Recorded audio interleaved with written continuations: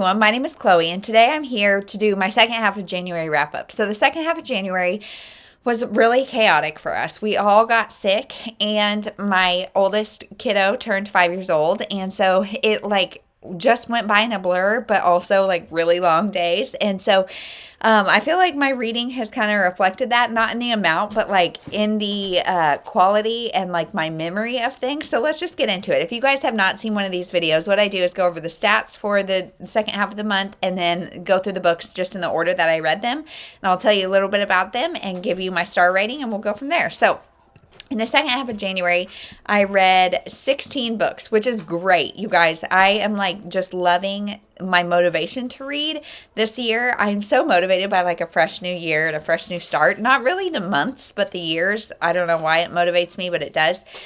So we read 16 books, and that's 4,044 pages, which is 253 pages a day. Honestly, I've said it before, I'll say it again. Almost all of this reading is happening in the middle of the night, so I'm not loving that, but that is what it is right now. 'Tis the season. I have 11 novels and 5 chapter books, so 11 adults and 5 middle grade. I read quite a bit with my daughter. If you guys are new here, my 5-year-old, she is a bookworm, and we love reading together. So I read 9 from my shelf and 7 from somewhere else. So my goal is always 50-50, at least 50-50. And so I hit that this month, or this second half of the month. I read 8 from Libby, 4 off my shelf, 1 from Hoopla, 1 from Kindle Unlimited, 1 from the library, and 1 from NetGalley. So I love when I use a lot of different resources. And if you guys have any questions about any of those resources, just let me know, because I love being able to have all these different places to pick and choose from. It makes reading a puzzle, and I love it. I read 11 audiobooks and 5 physical. So if you guys remember, I read 11 adult books and 5 middle grade. So the only physical reading I did in the second half of the month was with my daughter. I read 1 new release and 15 backlist, which is fine. And I'm counting new releases, 2023 releases, so there haven't been that many. So I expect that it'll be pretty heavy backlist for a while. Next, I read 5 contemporary, 4 nonfiction, 3 mystery thriller, 2 women's fiction, 1 historical, and 1 romance. So again, kind of all over the board, but lots of nonfiction this month. So as far as star ratings go, I read 2 2 stars, 7 3 stars, 5 3.5 stars, 1 4 star, and 1 4.5. So you guys know 4.5 is my almost 5 star. It's really, really good, but not a favorite. So my average rating was 3.19, which is kind of a rough month. Normally, I'm more a 3.5 star rater, where that's I really enjoyed it. I would recommend it, but it's missing some things to make it great. A 3 star is more take it or leave it. Enter at your own risk. And so we were kind of between those this month. So let's just get into the books. So the first one I read was The Mystery of the Secret Society by Harper. This is from the Greetings from Greetings from Somewhere series that my daughter and I loved. I think this is number 10. It is the conclusion to the series, and honestly, I was a little disappointed by it. It is the 10th book, and I gave it a 3 star. Next is Things That Matter, Overcoming Distraction to Pursue a Life of Purpose, or something like that. And that's by Joshua Becker. And I saw this one on Krista from Books and Jams, her channel. And I loved the first bit, and then he kind of lost me, because he is a guru in the minimalist area. I don't know what to say, but he's a minimalist, and he definitely pushes that agenda pretty hard throughout the book. And I am not a minimalist, as you can tell by all my bookshelves. I am not comforted by clutter either. The idea of minimalism really appeals to me, but I'm also not there, and I don't want to be judged for not being there, and I don't feel like it's a superior lifestyle, and I kind of felt that.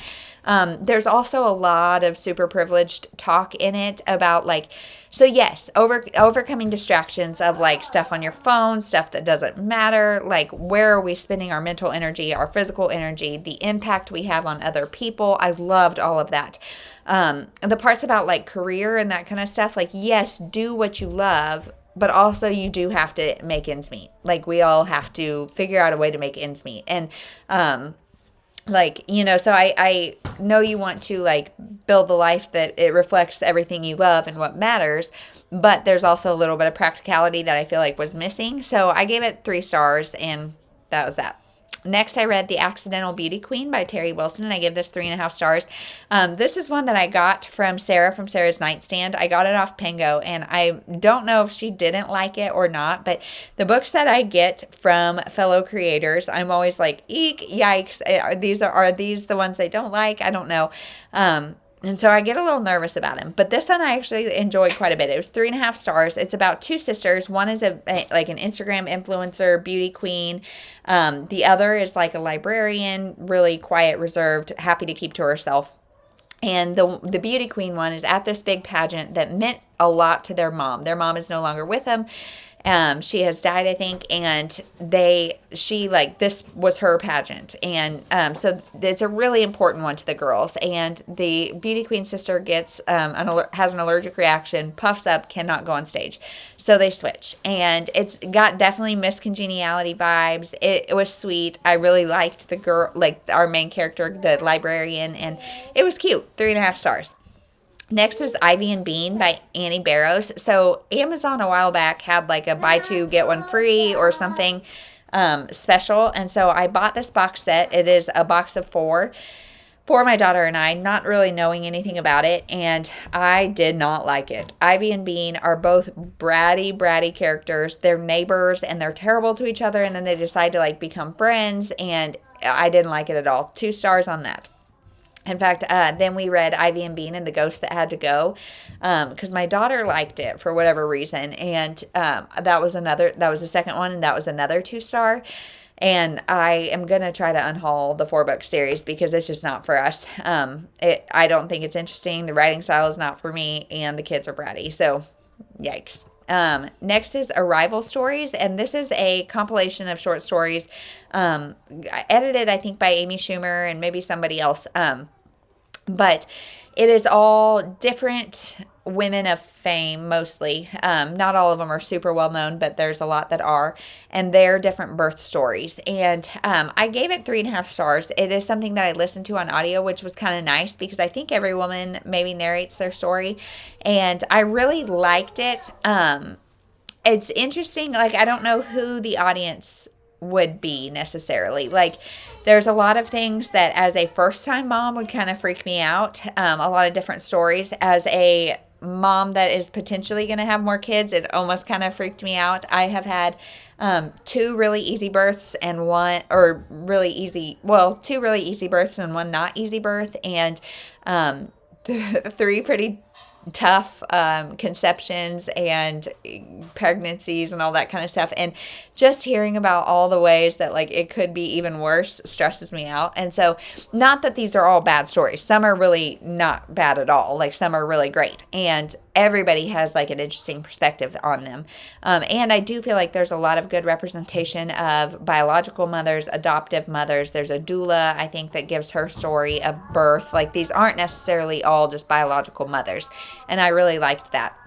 But I feel like this, I don't know who the audience necessarily is. And maybe I'm just sensitive about it because I just had my roughest birth a few months ago. So, 3.5 stars on that.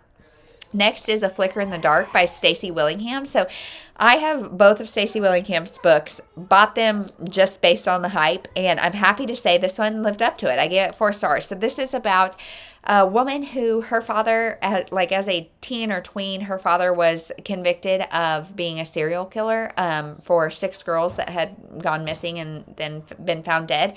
And now copycat killings are happening. And she doesn't know, like, her dad's in jail, so what's going on? Is it a copycat? Was her dad wrongfully convicted? What is going on? And she has a connection to all of the girls, and so she feels like it's somehow her responsibility, and she's involved. And I really liked it. It was, you didn't know who to trust. There wasn't a huge cast of characters, so it was like I felt like I could guess and I could know what was going on, and yet I was still kind of surprised by the end, so 4 stars on that. Next is Raising Critical Thinkers by Julie Bogart. So I read this because Angie Henderson is her booktube channel, and Science Mama is her homeschool channel. And she's doing like a Discord group every month that I think she's reading like a fiction and a nonfiction and discussing it on Discord. And so this is what she chose for January. And I have read another book by Julie Bogart, and like she has great nuggets of wisdom and nuggets of things to apply, but her writing style is just not for me. And like I feel like I get so lost in it, and it's just becomes too much. And a lot of this was basically just teaching your kids like common sense and to think. And it did have like practical strategies. Most of them were for older kids. My kids are still pretty young for that, except just to ask them questions, read them stories, have lots of conversation. And yeah, but in general, it like lost me. So I gave it 3 stars. And I think that was kind of the consensus in the group. So maybe tread carefully. I don't know. Some people love her books and some people don't. So I don't know. Next is The Silent Woods by Kimi Cunningham Grant. And this is a book that I read for Krista from Books and Jams, her Patreon. And this was like good. It was 3.5 stars, maybe 4, but I think 3.5 stars. It's a very slow book, I guess, but it's about this father and daughter who live in the woods. They're on the run from something, and we don't necessarily know what. They're hiding out from something. And they're just living a life of sustainability, like for themselves. They have a friend who once a year brings them a ton of goods, but otherwise they stay in their cabin. They hunt and live off the land. And you guys, the animal brutality in this was hard for me to read. I'm a vegetarian, and what they were doing was not brutality for the sake of brutality. It was just for the sake of survival. So I don't even know if brutality is the right word, but hearing the descriptions of what they were doing to animals was just hard. It was really hard, and turned my stomach, and it starts like right from the get-go. But it's a survivalist story. It's an adventure nature story, but it's also figuring out the father in the story has a lot of PTSD. He was a former soldier. I'm not sure if it was Army. I think it was Army. And he's definitely got a past. He's got a lot of PTSD. You see on page anxiety attacks and panic attacks. So if that is something that is triggering to you, maybe tread carefully on this. I loved the bond between the father and the daughter. I loved figuring out more of his past and why they're running, what's going on. And then it's also got a Christian undertone that they've got like a neighbor, I guess, who he says he speaks a lot of scripture onto them, but there's like an adversarial relationship, and I'm not going to say any more than that, but there is definitely Christian undertones. The things I didn't like about this book, there's a lot of big plot holes, and I don't know, there was something about it that it was a little too much, but not enough at the same time. I don't want to talk a whole lot about it because I don't want to be spoilery, but 3.5 stars. And then you guys, it was the worst. That discussion, that book club was on a Sunday, I think, and my daughter's birthday was on a Monday, and somehow, so all day Sunday I thought it was Saturday, and so I did not go to the discussion, you guys, and it would have been such a good one, but I need to watch it back and see what everybody thought, because I'm so bummed that I missed it. Next is Karen's in Love by Anna M. Martin, and this is part of the Babysitter's Club Little Sister series that we are reading, and this one is about Karen and Ricky Torres, and they get married in 2nd grade, and it's cute. I gave it 3 stars just because I don't want my daughters to be focused on that in 2nd grade, but I also remember what it's like to be a kid and just want to play grown up. So, again, Karen is kind of bratty, so 3 stars. Next is The Friendship Breakup by Annie Cathryn. This is a women's fiction that I ended up liking more than I thought, so I gave it 3.5 stars. The premise of the book is that this woman, she's got a group of friends, and they start ghosting her, and she has no idea why. And so she's trying to figure out why, and she is so desperate for the approval of specifically this one lady that I'm like, girl, get over it. And that got kind of like draining to read about, and as the book goes on, you get a lot of her history, and like you get her in therapy working through her insecurities and why this friendship is so significant to her and why kind of rejection and neglect feels so important to her. And I loved that conversation, and I loved the conversation around like codependence and all of that. But it also was not that enjoyable to read because it was someone desperate for a terrible person's friendship that I was like, just get new friends. Like, I know it's not that simple, but also like if somebody's treating, like very clearly ghosting you, stop wasting your time. And, you know, like she just kind of felt like a lost puppy, and I didn't like seeing her repeat her behaviors over and over. So it was a good, like it had a lot of good topics, but not necessarily the most enjoyable to read all the time. Next is A Stranger in the House by Shari Lapena. So I really like Shari Lapena, and this is what I'm actually reading for my in real life-ish book club. It is a group of friends that are all in real life friends that we, most of us live in Kansas City, but not all of us, and all of us are moms of little kids, and so we do most of the meetings on Zoom anyway because just getting together is hard to find a time and hard to do, so we do it on Zoom anyway, even if it is like a local book club. And this one, I read it at sometime at the like last week maybe of January, and as I'm filming this, it's February 5th, and the details are already getting hazy, so that's another reason for giving 3.5 stars. If it's not going to stick, like if I enjoyed it but it's not going to, like I know it's not going to stick with me, then I really give it 3.5, max 4 stars. And this one's no different. So this is about a husband and wife who seemingly have like a great relationship. Everything's perfect. And then one night the wife is missing, and she like walked out or left or was taken or whatever in the middle of everything. Her purse is there. Her phone is there. She was in the middle of making dinner. You know, what's going on? And she was found. She had been driving recklessly near the scene of a crime. And so was she involved in the crime? Was she not? What all's going on? And there's a neighbor friend that has some maybe sketchy intentions. And it's interesting. It was good. It was entertaining. There's not a lot that happens. It's a relatively slow plot.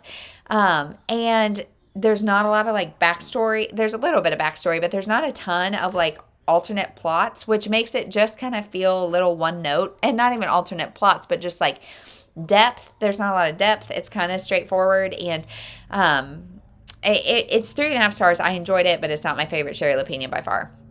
Next is Karen's Goldfish by Anna and Martin. Karen gets a goldfish because she wants a pet at her dad's house, and that pet dies, and so it's a funeral and all that kind of stuff, and lots of drama, lots of brattiness. She is really rude to one of her brothers, and 3 stars. I think my journey with Karen might be coming to an end. And then last was Your Good Body, embracing a body positive mindset in a anxiety. I don't know. I'll put the title up here. But it's by Jennifer Taylor Wagner, and I gave this 4.5 stars. This is my 4.5 star read, and it is about loving your body and being body positive, and I just love that. I love it. The society we live in does not want us to be body positive. They want us to be body critical and comparative and all of that kind of stuff. And I just am loving the idea of body positivity. I think this book did it really well, and I would highly, highly recommend. So those are all the books I read in the second half of January. By golly, I'm going to have to get a drink. I feel like I've been talking forever because it's a lot of books, and I am so happy that I'm like on this like hype train for reading. I hope it continues. Let me know if you've read any of these books, if you're interested in any, and thank you so much for watching. We'll see you in the next one.